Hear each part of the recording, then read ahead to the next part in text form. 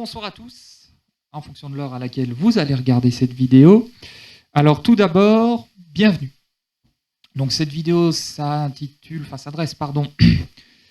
elle s'adresse aux élèves de 5 TQ Environnement. Donc vous n'êtes pas sans savoir qu'on va se voir maintenant une semaine sur deux, puisque c'est reparti pour un confinement. Alors c'est un confinement pas aussi trash que celui qu'on a eu au mois de mars, mais c'est reparti quand même. Et j'ai eu envie de tester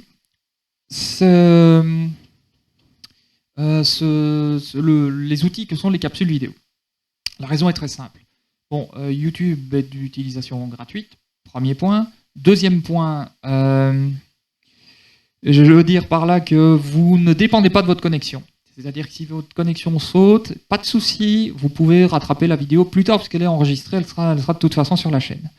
Troisièmement, si vous voulez me mettre en pause, vous pouvez le faire. Et donc vous pouvez à un moment donné revenir en arrière si vous n'avez pas compris certaines choses, etc. Ce qui offre, à mon avis, pas mal d'avantages. Avantages que vous n'avez pas dans un live, par exemple. Enfin, si un prof peut se répéter et revenir en arrière, mais là au moins ça permet à chacun d'aller à son rythme. Et enfin, moi ça me permet d'être plus court, plus concis. Je pense que ce genre d'outil a plein d'avantages, d'autant plus qu'on va quand même se voir, mais on se verra une semaine sur deux. Et bien voilà, sans transition, c'est parti pour le premier cours en ligne.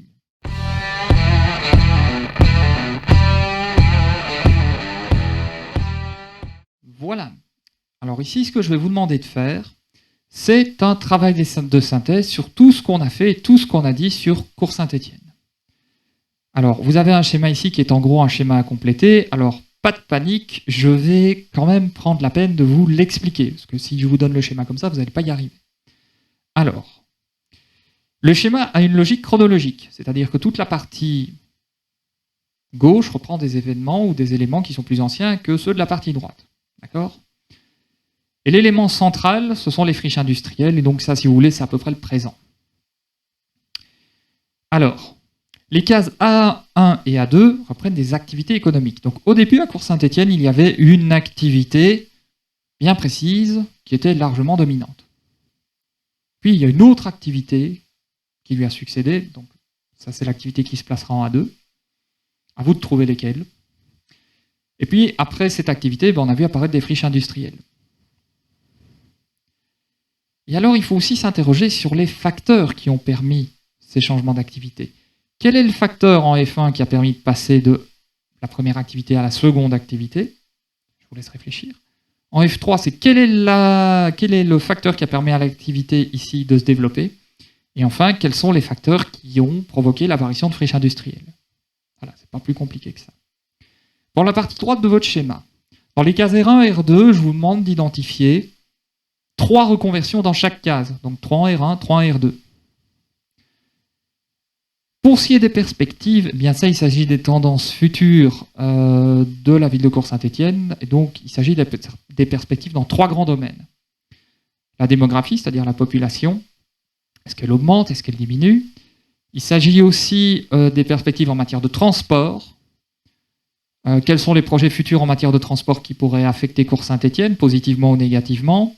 Quel est le moyen de transport dominant? Quelles sont les destinations principales, etc. Bon.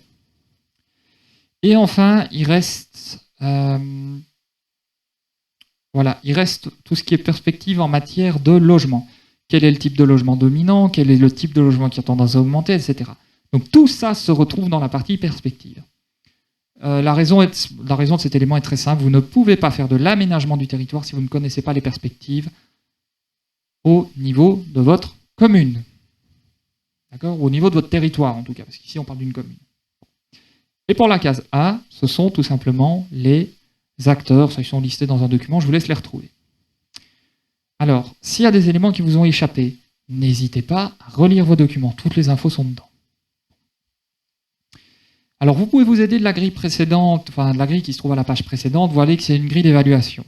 Alors, je ne sais pas encore si je vais coter le travail ou pas. La raison est très simple, c'est que la situation n'est pas exceptionnelle, mais on est quand même un peu pris au dépourvu et c'est pas spécialement évident. Et si je décide de coter le travail, de toute façon, je vous demanderai de me le remettre, mais après, je dis bien après, avoir répondu à vos questions. Parce qu'évidemment, il faut que je puisse le faire. D'accord? Pour ce qui est du schéma ici, eh bien c'est très simple. Vous pouvez soit le refaire sur une feuille, le refaire au PC si vous voulez, ou alors carrément imprimer celui-là et le compléter. À vous de voir. J'ai pas grand-chose de plus à vous dire là-dessus, donc n'hésitez pas à relire vos documents. Si vous avez des questions, j'y répondrai. Voilà, sur ce, bon boulot à tous et on se retrouve dans la suite de la vidéo pour un autre sujet.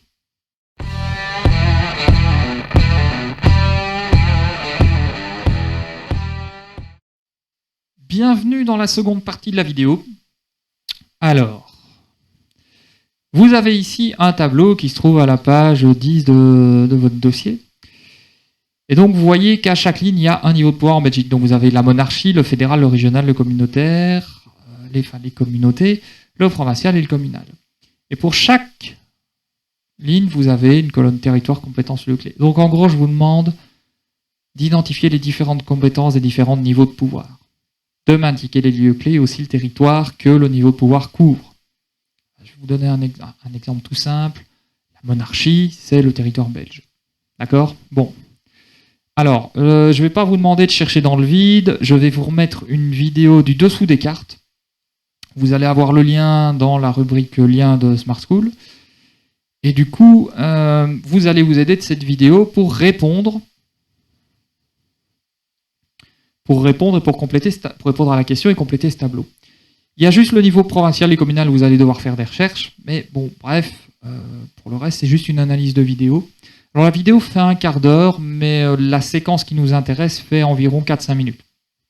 Je vous demande de vous intéresser uniquement à cette partie-là.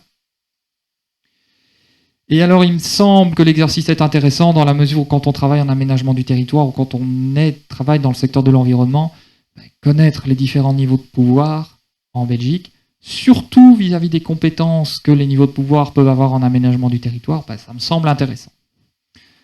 Voilà, c'est parti pour cette seconde partie. Bon boulot à tous et on se retrouve dans la conclusion.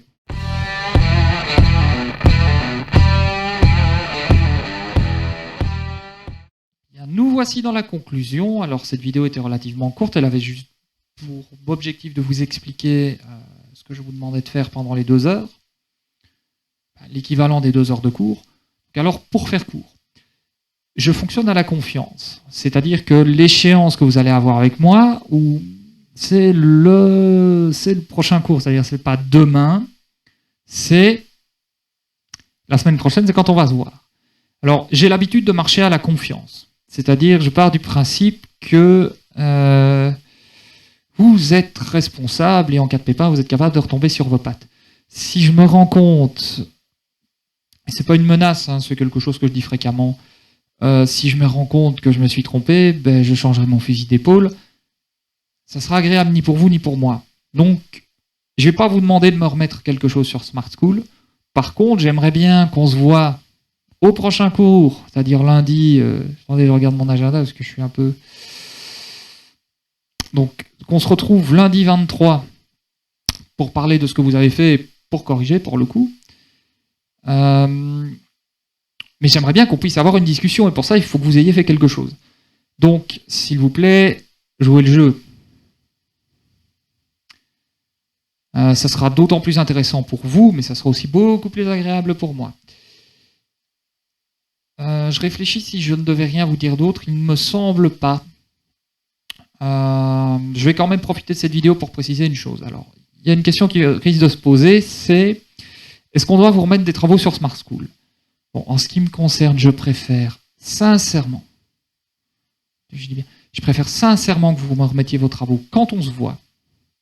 Sauf si vraiment vous n'avez pas le choix, parce que si vous êtes confiné, ou si vous êtes en quarantaine, etc. Là, je peux comprendre. Mais je préfère que vous me remettiez des travaux au format papier pour une raison. J'ai cette année 260 élèves. Je ne sais pas corriger 260 copies sur écran. C'est pas possible. J'espère que vous comprendrez. Si vous avez des questions, n'hésitez pas à utiliser la rubrique forum du cours. Ce sera plus simple pour 2 raisons. Déjà, les messages, ça a tendance à se perdre. Deuxièmement, les réponses aux questions pourraient profiter à d'autres. Voilà. Eh bien les gars, sur ce, je vous souhaite une bonne semaine. Une bonne continuation, force et robustesse à tous.